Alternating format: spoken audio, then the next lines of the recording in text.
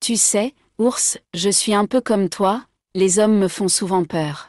Comme toi, je voudrais les fuir.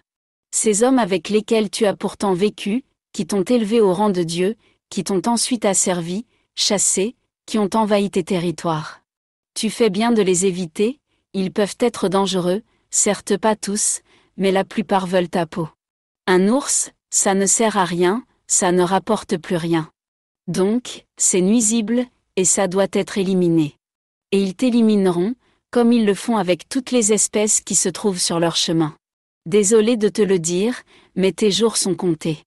Je voudrais d'ailleurs ici te présenter d'autres excuses, plus graves et sérieuses celles-ci, au nom des hommes, au nom de l'humanité tout entière.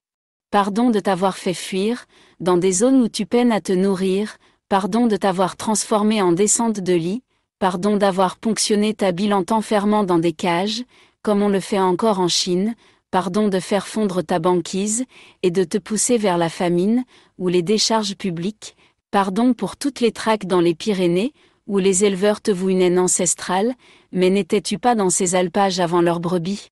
Pardon de t'avoir déguisé en animal de cirque, un anneau dans le nez, et de t'avoir fait danser avec les singes.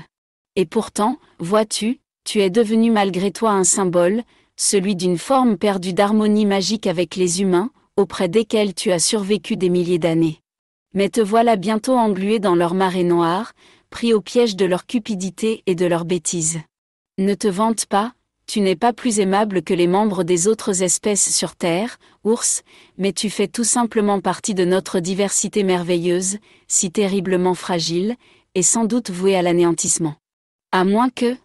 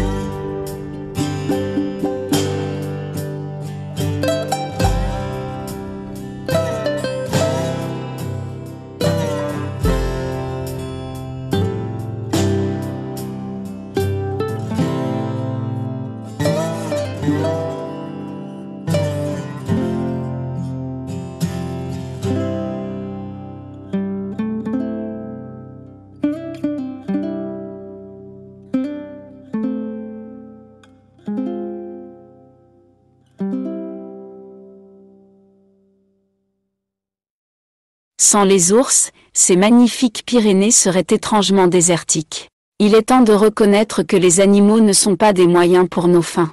Ils n'ont pas été placés sur terre pour nous servir, nous nourrir ou nous réconforter.